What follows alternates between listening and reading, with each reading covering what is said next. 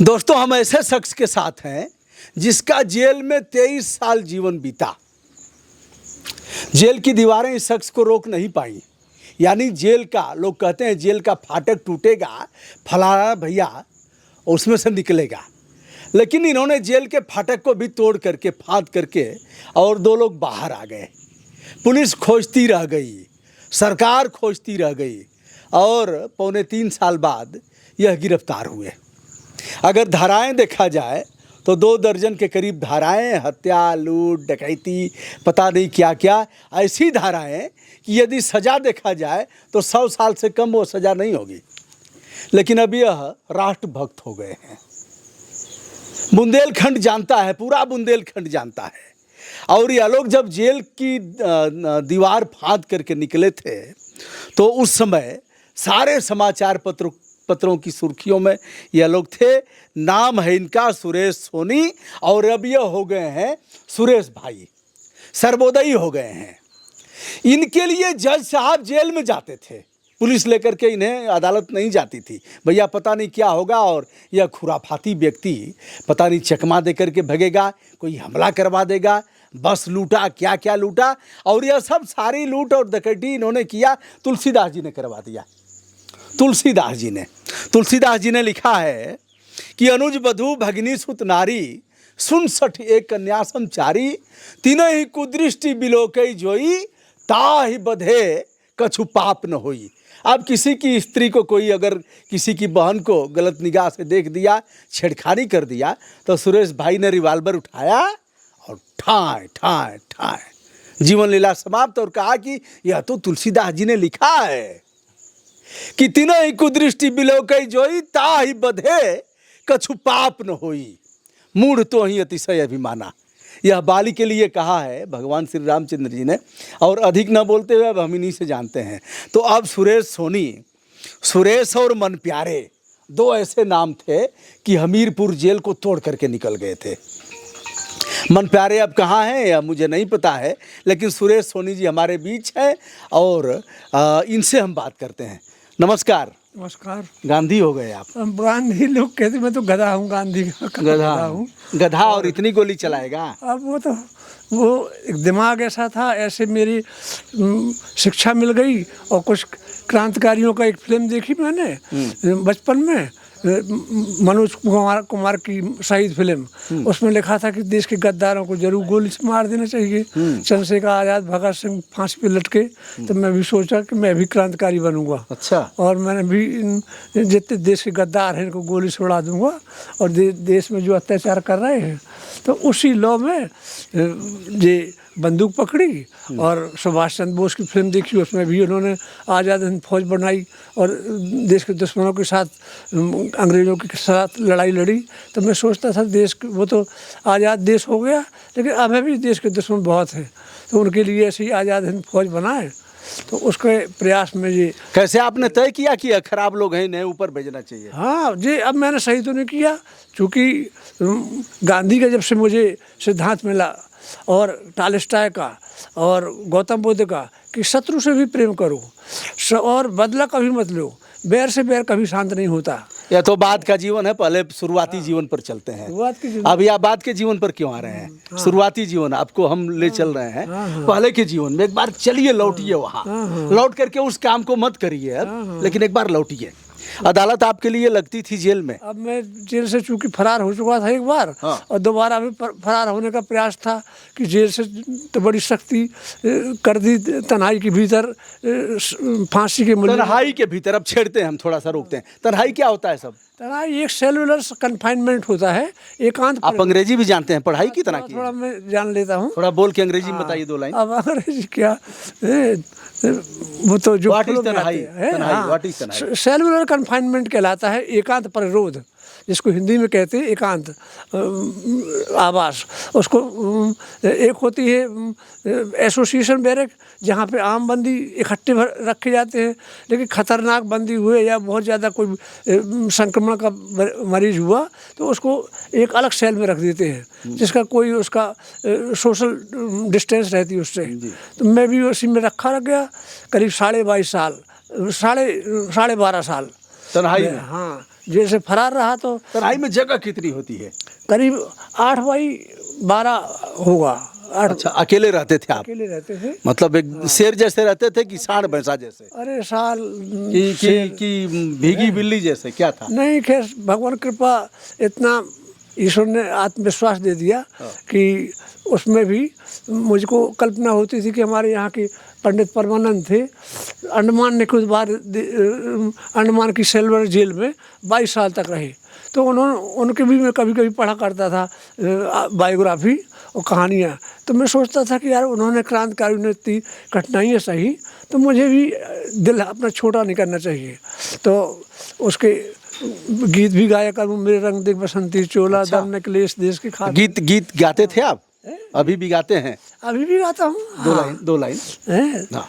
मेरा रंग दे बसंती चोला माई, रंग दे बसंती चोला, जिस चोले को पहन शिवाजी खेले अपनी जान से, जिसे पहन झांसी की रानी मिट गई अपनी शान से, उसे पहन के आज निकला हम मस्तों का टोला माई, रंग दे बसंती चोला।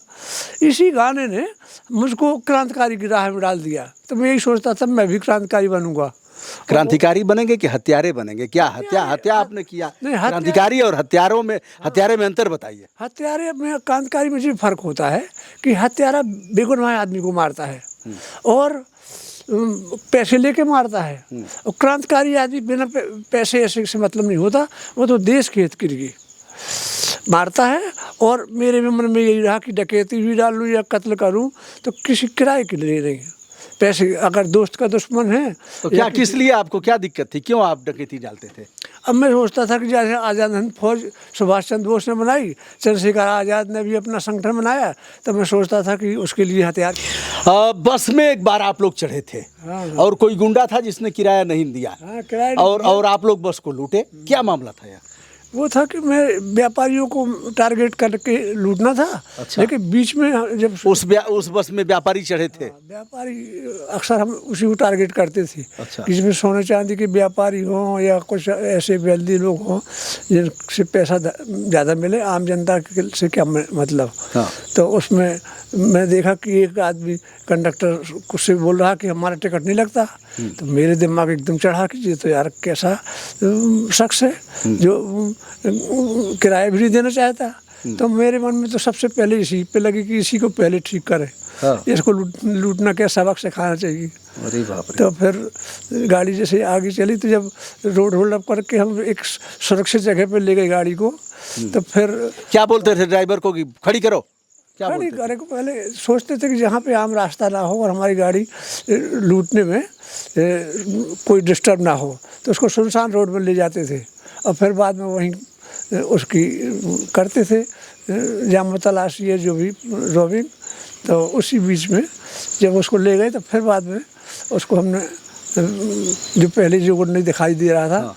उसी की पहले पिटाई किया। अच्छा। और फिर व्यापारी हड़क गए? व्यापारियों को अपने दूसरे साथी लोग कवर किए थे। अच्छा। तो उनको मतलब आपने गुंडे की ठुकाई किया और फिर उसके बाद अन्य साथियों ने अपना काम तो उस किया। पैसे से क्या करते थे? हथियार खरीदते थे आप लोग? हाँ, हथियार खरीदना और अपने गिरोह का, अपने साथियों का संचालन करना, और जो भी ऑपरेशन हो उसके लिए था कि हाँ अब क्या करना है, जब पैसे ख़त्म हो जाए तो फिर दूसरा कोई मिशन करें।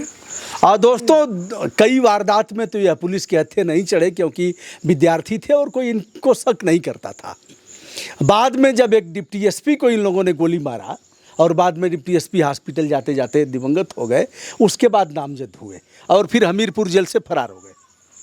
हाँ, फिर इसी व्यापारी के धोखे में एक सिविल ड्रेस में डीएसपी साहब थे सीबीसीआईडी के। हाँ। हमें मालूम नहीं था, लेकिन जब बाद में पता चला वो मारे गए, तब पता चला कि वो तो बहुत ईमानदार नेक अफसर थे। बड़ी हलचल मुली मची और अब लेकिन हो गया तो वो तो मालूम होता तो वो काम करते भी नहीं, और ना मेरी इच्छा थी, लेकिन अचानक मेरे साथियों ने अनवांटेडली अनविशिंगली कर लिया वो, तो अब बचे। तो बड़ी पुलिस की जब तफ्तीश हुई तो पुलिस तो पाताल से खोज लेती है, इस बात का जब पीछे पड़ जाती है तो मैं तो पकड़ा गया तो पकड़ा गया तो मैंने तो एक आध हफ्ते सोचा कि मेरा छोटा भाई फंस जाएगा, ये ना बताया। लेकिन मेरे भाई मेरे पिताजी छुड़ाने के प्रयास में रहे। तो जब पुलिस वालों ने मेरे पिताजी से मिलवाया कि बता दें, तो मेरा पिताजी पूछे कि किया है क्या तुमने, क्यों परेशान हो? तो मैंने तो बताया कि हाँ किया तो है, लेकिन मैं बताऊंगा तो आपका दूसरा बेटा भी फंस जाएगा। तो उन्होंने कहा कौन? तो बताया छोटा था मुझसे 5 साल छोटा भाई नरेश। तो उन्होंने कहा वो भी था। मैंने कहा हाँ। तो कहने उसका नाम बताओ, किसी दूसरे का ले दो। मैंने सोचा कि मेरा एक दोस्त ऐसा है जिसकी तो माँ का अकेला लड़का है और हम तो 6 भाई हैं। हम अगर 6 में 2 चले जाएंगे, 4 फिर भी बचे रहेंगे।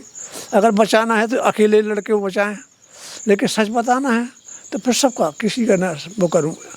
तो इतने में पुलिस ने कमरे में दाखिल होकर कहा इसको ना बताएंगे तो हम पूछ लेंगे। फिर पिताजी ने मुझे कहा कि नहीं बताओ भाई। तो बताया तो इस तरीके से फिर पुलिस। तो आप दो लोग मन प्यारे और आप दोनों लोग जेल फांद करके चले फिर गए। जब केस बहुत खतरनाक था, जज ने भी, हाई कोर्ट ने भी मेरी जमानत खारिज कर दी। तो लगा कि ये जीवन भर अब तो जेल में ही रह सड़ेंगे, जाएंगे। तो अब तो निकलना चाहिए। तो अचानक वाई दबे जेल में मुझे कहीं से एक किताब मिल गई, संसार की सुरक्षिततम जेलों से फरार। तो उसमें संसार की बड़े के जेलों की फरारी की घटनाएं थी। तो मुझे लगा कि जब इतने लोग सुरक्षित जेलों से भाग सकते हैं तो हम भी क्यों नहीं हो सकते हैं। तो फिर प्रयास किए और ईश्वर का वो काट पीट के निकल गए। हाँ, वो बना लिया वो। उसको मैं वह तकनीक बताना नहीं चाहते और हम पूछना भी नहीं चाहते। अब यह क्योंकि गांधीवादी प्रवृत्ति के हो गए हैं और पूरा बुंदेलखंड जहाँ भी जाते हैं सफाई करना शुरू कर देते हैं। और इनके बारे में जो किताब है, ये आप देख रहे हैं, किताब है हिंसा अहिंसा की राह पर, हिंसा से अहिंसा की राह पर। इसमें देखिए तमाम समाचार पत्रों को मैं दिखा रहा हूँ और इसमें यह है आध्यात्मिक पुस्तकों ने बदल दी सुरेश की ज़िंदगी, डाकू बनने से लेकर गांधीगिरी तक का सफ़र। यह तमाम जेलर लोगों ने भी लिखा है। हिंसा से अहिंसा की ओर, महात्मा गांधी की प्रेरणा ने दिखाया अहिंसा का रास्ता। यह तमाम समाचार पत्रों की कटिंग है। और तू ही राम तू ही रहीम, कृष्ण खुदा भी है तू ही, यह इस तरह से। और इसमें तमाम चीज़ें लिखी गई हैं। इनके बारे में जेल अधीक्षक और जेलर लोगों ने भी लिखा है कि किस तरह से 10 साल तक आपके पैरों में बेड़ियाँ डाली गई थी। और उस समय ठुकाई होती थी, मतलब जैसे हथौड़ी छीनी लेकर के और पैर में ठोका जाता था। हाँ, पैर में वो कर दी जाती थी परमानेंट रिपीट करके, ताकि ये खुल ना पाए। तो वो सुरक्षार्थ जैसा नियम था। बाद में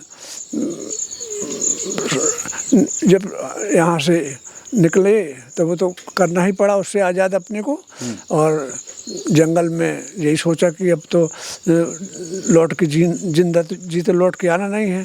तो साथियों से और समाज के लोगों का जिसका जैसा सोचते थे कि अन्याय मिट सकता है तो हेल्प करना चाहिए गरीबों की या साथियों की, मित्रों की।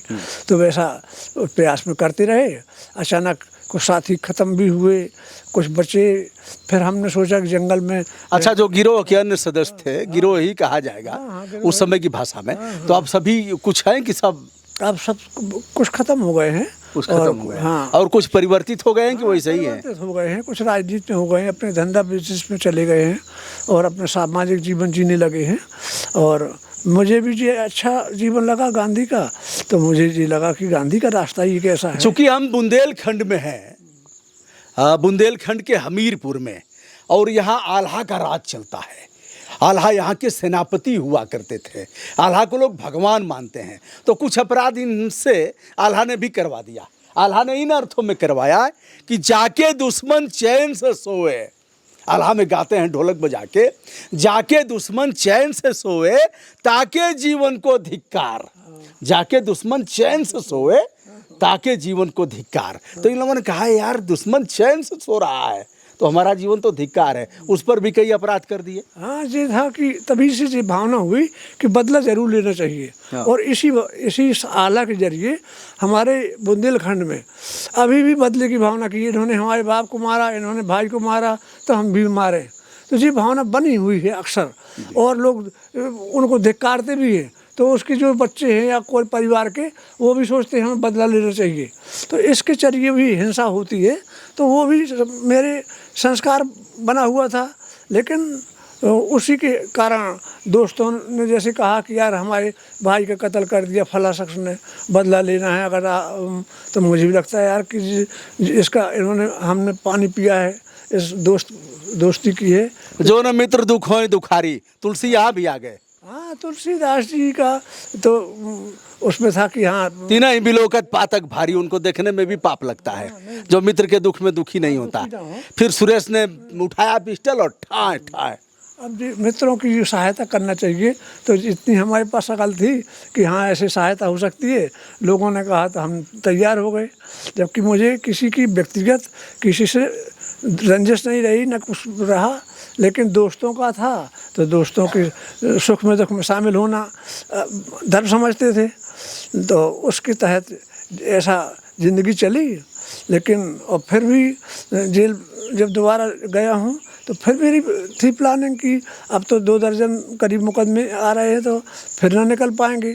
तो फिर अचानक प्लानिंग थी कि कचहरी से निकल के भागें, गाड़ी मंगा के और चाहे जैसे वो करके। अचानक मेरे कुछ मित्रों ने घबराहट में सोचा कि ये फिर से भाग जाएंगे तो और आफत हो जाएगी, तो पुलिस को इन्फॉर्मेशन कर दी। पुलिस इन्फॉर्मेशन हुई तो फिर सिक्योरिटी गार्ड और बढ़ा दी गई। बाद में पुलिस ने और जेल प्रशासन ने समझा कि ये जेल के बाहर इसकी भेजना ही खराब है, तो फिर जज साहब को ही जेल के अंदर वो जज साहब कचहरी में आने लगे। दोस्तों, जब तमाम अपराधियों की पेशी होती थी गाजीपुर में, बनारस में, तो हम लोग 3 लोग बैठते थे कि कॉन्फ्रेंसिंग के जरिए पेशी कराओ या जज साहब जेल में जाओ। इसमें बड़े बड़े नाम हैं, मुख्तार, ब्रजेश, त्रिभुवन, और ये सब सारे समाचार पत्रों की कटिंग और वीडियो भी हैं इसके। तो उस समय पेशी जेल में होने लगी, मतलब जज साहब जेल में जाते थे। जज साहब से भी आपने कह दिया कि हाँ साहब किया है हमने? हाँ, फिर मेरे मन में जब गांधी जी का वो पढ़ा मैंने वाक्य कि सत्य ही ईश्वर है, हाँ। और अपने दोष को कभी छिपाना नहीं चाहिए, और टॉलस्टॉय का भी कि शत्रु से भी प्रेम करो, बदला कभी मत लो। गौतम बुद्ध का कि बैर से बैर कभी शांत नहीं होता, बैर को नफरत को प्रेम से जीतो। तो फिर मेरे दिमाग में आया कि वास्तव में जब जीता ही नहीं जा सकता नफरत से, तो क्या फ़ायदा किसी से नफरत करने का, उसको तो प्यार से ही जीता जाए। अब जो पिछला ज़िंदगी है वो तो लौटा नहीं सकते, आगे की ज़िंदगी बचाई जा सकती है। तो मैंने यही सोचा कि बीता था बिसार दो, आगे की सुध लो। तो आगे यही सोचा कि अब जो कुछ हुआ तो हुआ, अब दोबारा अपराध नहीं करूँगा और हिंसा पे न जाऊँगा। तो आज आप प्रायश्चित कर रहे हैं कि उस पर क्या है, उस अपराध पर खेद है, कभी मन में आत्मग्लानि हुई, कभी लगा कि जीवन समाप्त कर देना चाहिए, क्या है इस मामले में? खैर, तो मुझे तो ग्लानि तो कई बार हुई कि जब सुधार की सोचता हूँ तो अहिंसा काम नहीं आती और लोग कहना नहीं मानते, तो सोचता कि अन्याय सहन नहीं होता है, तो इससे अच्छा कहीं ख़त्म हो जाए। अच्छा है, और मन में इस तरह के विचार आए? हाँ, और आए हैं, लेकिन अब नहीं आते। सोचते कि नहीं यार, कोई सुधरे या न सुधरे, हम ही अपना सुधार कर लें। अपना गुरुदेव कहते हैं आचार्य श्री राम शर्मा कि अपना सुधार संसार की सबसे बड़ी सेवा है। और गांधी भी कहते हैं कि अगर तुम दुनिया को बदलना चाहते हो तो पहले खुद को बदलो। और बुद्ध क्या कहते हैं इस परिप्रेक्ष्य में? बुद्ध यही कहते हैं कि दुष्टता को सज्जनता से जीतो, बुराई को भलाई से, और असत्य को सत्य से, नफरत को नफरत से नहीं जी सकते। और मतलब आग लगा कर के आग नहीं बुझाया जा सकता, तो पेट्रोल से नहीं, पानी से ही बुझाया जा सकता है। तो मेरे मन में यही विचार चलता है कि ये नेचुरल लव ही है कि आग को तो पानी से बुझाएंगे। कोई गाली दे रहा है तो गाली से और बढ़ जाएगा। तो गौतम बुद्ध यहाँ पे ज़्यादा मुझे प्रैक्टिकेबल लगे, और टॉलस्टॉय और गांधी जी भी, गांधी जी का भी जो आइडियोलॉजी है गौतम बुद्ध से कोई ज़्यादा डिफर नहीं करता है। टॉलस्टॉय जी महागुरु जीसस क्राइस्ट हैं, ईसा मसीह, इनसे तो इन्होंने जो समाज में स्वामी विवेकानंद से भी मैं काफ़ी प्रभावित हुआ। तो स्वामी रामकृष्ण परमहंस ने भी यही कहा कि तुम ईश्वर का नाम लेते रहो और सारे संसार के अच्छे काम करते रहो। तो मैं सोचता हूँ कि यही अच्छा है। उल्टा नाम जपत जग जाना, वाल्मीकि भय संत समाना, ऐसे वाल्मीकि के सामने मैं हूँ। और जिसने इतने बड़े बड़े अपराध करने के बाद आज आप देख रहे हैं जो बड़े बड़े संत महापुरुष और महात्मा जो बात नहीं कह पाएंगे, टॉलस्टॉय से लेकर के गौतम बुद्ध, विवेकानंद जी से लेकर के तुलसीदास, महात्मा गांधी से लेकर के और तमाम विद्वानों की बात जो कह रहे हैं, जिन्होंने प्रैक्टिकल जिया है, जो बुलेट चलाता था 100-125 किलोमीटर प्रति घंटा की रफ्तार से, जो कार चलाता था, जिसके पैरों में बेड़ियां 10 साल तक थी, आज वह इस तरह का जीवन जी रहा है। कैसा लग रहा है? जी अच्छा लग रहा कि मन में आप संतोष है। मेरे पर गुस्सा नहीं आया? कई बार मैं ऐसे बोला हूँ थोड़ा सा। नहीं, आपसे इसलिए ना आएगा कि आप संसार में गुस्सा से उससे आता है जो हमारा हितैषी ना हो। आपको कोई अब गरी आएगा तो क्या करेंगे? मैं गरियाऊंगा। कोई कहेगा दीवाना, नहीं, गुंडा, अपराधी, तस्कर। और गाली से नहीं, गाली एक तो पहली बात ये है, टॉलस्टॉय ने इस बात को स्पष्ट किया है कि बिना कारण के कोई गाली नहीं दे सकता। तो पहले कारण को खोजो, अगर हमारी गलती है तो उसको मान लें, अगर नहीं है तो उसको जवाब यही नहीं है, गौतम बुद्ध का काम आ जाता है कि गाली को जीतना है तो उसको क्षमा से, दुष्टता को। अब गुस्सा नहीं आता है आपको? अब गुस्सा आता तो है, ऐसा नहीं, लेकिन अंदर कंट्रोल करता हूँ। अच्छा, नहीं, गुस्सा आता है, पहले वाला आ जाता है कभी कभी? वाला तो नहीं, उतना ज़्यादा नहीं, लेकिन पहले ज़्यादा ज्ञान था। अब मैं सोचता हूँ कि इसकी जगह मैं होता तो मैं भी ऐसी नादानी से गुस्सा करता। तो उसको बड़ा होने दो, जब उसकी मैच्योरिटी आ जाएगी तो फिर नहीं बोलेगा। तो मैं समझता हूँ कि समय के हिसाब से, खासतौर से महापुरुषों की सिद्धांतों ने जो मुझे एक रोशनी दिखाई, तो मेरे दिमाग में बहुत कुछ भ्रम खत्म हो गया। और मुझे इस बात की खुशी है कि ईश्वर ने मुझे प्रायश्चित करने का या अच्छा रास्ता चलने के लिए। अच्छा, अब डर नहीं लगता है? जैसे जिनको आप लोगों ने ठोका है, अभी उनके परिवार वाले होंगे, आप ऐसे ही फक्कड़ जैसे घूमते रहते हैं, साफ सफाई करते हैं, तो झोला लेकर के, एक बार झोला भी दिखा देता हूँ। झोला इनका है, यही झोला है, और इसी झोले को लेकर के देखिए, यही झोला, इसमें कुछ किताबें हैं, डायरी है, और तीसरी शक्ति एक किताब देख रहा हूँ, और मास्क है, एक मोबाइल है, और यही सब है इनके झोले में। तो अगर कोई नहीं लगता, डर नहीं लगता है कि कोई ठोक देगा? डर तो वहाँ होता है जहाँ आदमी प्रेम नहीं होता। जहाँ प्रेम है वहाँ डर नहीं है, और जहाँ अपनापन नहीं है, और जब जी मान लिया कि सारा संसार एक हमारे परिवार है, बस है कुटुम्बकम, हमें शत्रु से भी प्रेम करना है। और पहले मेरे दिमाग में शत्रुता का जो रहा है भाव, लेकिन अब जानते हैं कि शत्रुता हमारी कुछ कर्मों से हुई। अब पुलिस भी हमारी शत्रु नहीं है, और मित्र भी तो मित्र है ही, लेकिन जो बुराई मानते थे उनके दिमाग से भी ये बात निकल गई कि यार उसने रास्ता छोड़ दिया है। जेल में ही मैंने इस बात को जज साहब के सामने भी कन्फेस किया कि मैंने गलती किया है, और मैंने झूठ नहीं बोलूँगा, जो सज़ा होगा तो भोगूंगा। तो शत्रु जो बनते हैं उनको क्या होता है कि वो चाहते कि हमारा जो दुश्मन है या जो भी विरोधी है वो अपना रास्ता ठीक कर ले और बुराई ना करे। तो मैं सोचता हूँ कि उसके अंदर दिल में एक मुलायमियत आती है, और आदमी की शत्रुता तभी आती है जब सोचता जी हमें नुकसान पहुँचाएगा, और जहाँ उसके अंदर एश्योरेंस हो जाता है कि जी मुझे नुकसान नहीं पहुँचाएगा, हो सकता है इससे लाभ भी मिले, तो वो हमारे लिए खतरा न बनेगा। तो दोस्तों, ये थे सुरेश सोनी जी। वीडियो लंबा होगा, यद्यपि आपका लगातार आपकी अभिरुचि इस वीडियो में बनी रही होगी, आप जानना चाहते रहे होंगे। इस तरह से व्यक्ति का दिमाग परिवर्तित होता है, और चाहे राम करावे सोई, इससे आप कहाँ तक सहमत हैं? चाहे राम करावे सोई, जितनी चाबी भरी राम ने उतना चले खिलौना, ऐसा ही है कुछ। हाँ, ऐसे ही है कुछ कि वो तो जब तक भगवान को जितना काम कराना है उतनी सांसें दी हैं। अब हमारे अंदर इतनी छूट है कि हम उसको शक्ति को कंस्ट्रक्टिव यानी निर्माण अच्छे काम में लगाते हैं या बुरे में। अब जी हम उसको अगर बुरे काम में लगाएंगे तो बुरा फल मिलेगा, जैसा बोएंगे वैसा काटेंगे। तो हम बीती ताह बिसार दे आगे की सुध ले, बीता समय तो लौट के नहीं आना, लेकिन आगे अगर हम भविष्य में आम खाना चाहते हैं तो आम बोएं। और बबूल तो बहुत सारी बो चुके हैं, उसके कांटे भी चुप चुके हैं, लेकिन दूसरों को भी हम सलाह देंगे कि इसको ना बोएं।